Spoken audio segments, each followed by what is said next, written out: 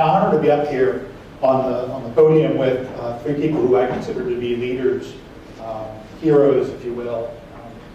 Jane and I had the privilege to work together for a few short years, and I think the world of what she has done with the clinical team at Gould Farm. Certainly, K&J, its writers have done a lot to further the dialogue on mental illness in this country. To be before you all tonight, I think, is just a confirmation, I think, of what the farm does. The farm brings people together.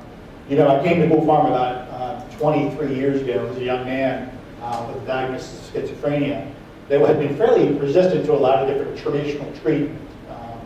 I had so much art therapy at one point. I was so saturated that my art therapist would complain, "John, will you use another color now besides black?" Kind of demonstrating the level of involvement in my own treatment. So I found Gould Farm. By the grace of God, it came into our labs, and I went up there, and I had the experience where my mom and dad drove quite a distance to get me there, and they left me at the basket on the doorstep of Gould Farm. They stayed for 2 days. They said, "If you like it, we're going to leave you here." So, and I kind of initially knew what I had was on my hands was something very unique, something very precious. The brochure was a picture of several people in the woods gathering firewood in the wintertime, with smiles on their faces. I can remember walking to the main house on my first night there in the cold of the winter and seeing how the warm glow of the main house windows had replaced the antiseptic lights of the hospital that I spent time in. A hospital I'd been in 3 times before, a hospital that I spent 14 months of a locked unit as a young man. Very defining things. So really, finding Gould Farm for me was pretty much the road to recovery, the beginning of that road. And you know, the farm gave me a lot of different expectations. The expectation of being community, bringing your unique gifts to that community. But it was also the expectation you were going to work. You were going to put in 30 hours a week. You were going to find what it was you could uniquely contribute to that community. So it gave me that expectation, but it also gave me the means to meet that expectation. It gave me the support I needed. So, you know, here we are 25 years later. I'm living in Virginia. I left Gould Farm to start a fledgling program called Crossing Creeks that was modeled after Gould Farm. I became their program manager.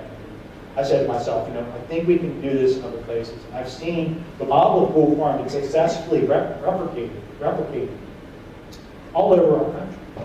Gould Farm started the American Residential Treatment Association about 15 years ago with maybe a handful of members, maybe 7 or 8 membership organizations throughout the country.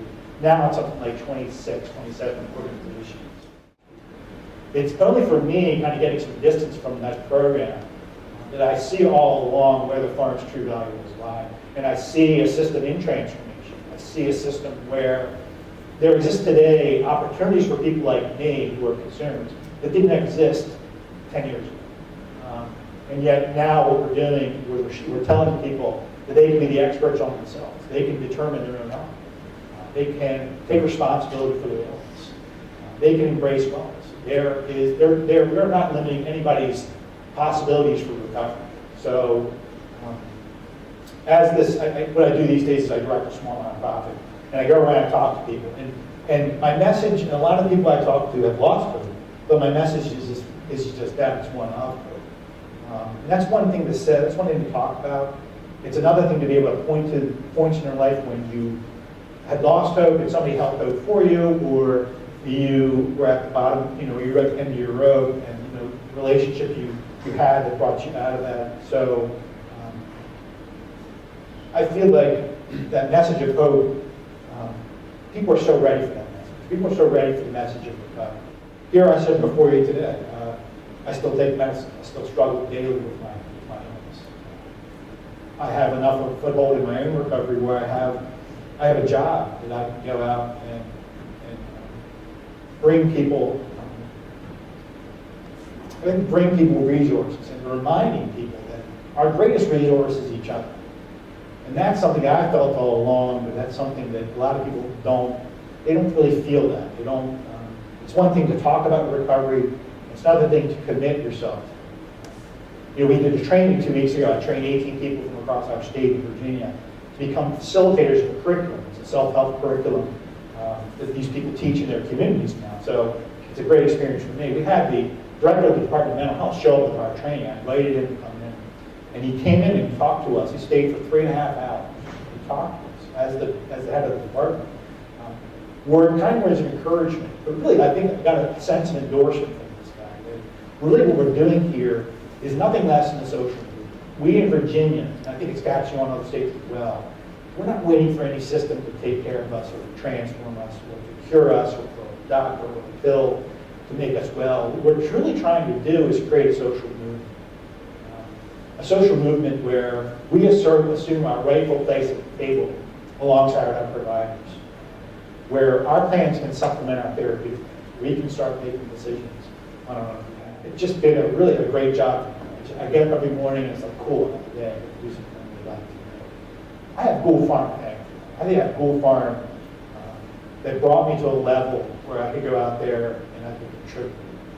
It gave me context for that, it gave me relevancy for my struggle, it gave me belonging, it gave me acceptance, really gave me life for another way. So, I was a guest, I was a staff, I'm on the board of directors now. I'm kind of like the Gould Farm poster. Mental illness by its definition is going to isolate you. Mental illness is going to put space between you and everybody else in this world. Places like Gould Farm are breaking down these barriers. They're changing perceptions one relationship at a time, maybe one conversation. And we're on the forefront. We're seeing a system that's overburdened in numbers one. People who want treatment can't get it. People who don't want treatment are being coerced.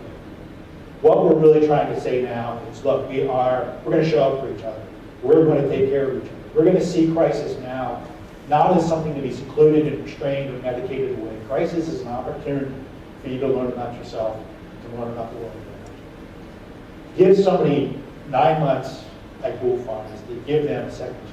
It's to give them that ability to take a good look at their life and to start planning for how things can be better. So it really, truly is an honor to be here. And I think I've said enough already. I'll kind of hand off to the folks up here as well, and certainly want to hear from them. At some point tonight, we're going to go to questions from the audience, so I would ask you to hold these questions until the last 15, 20 minutes of the meeting. So I'm going to hand off to Jen. Thanks, Jen.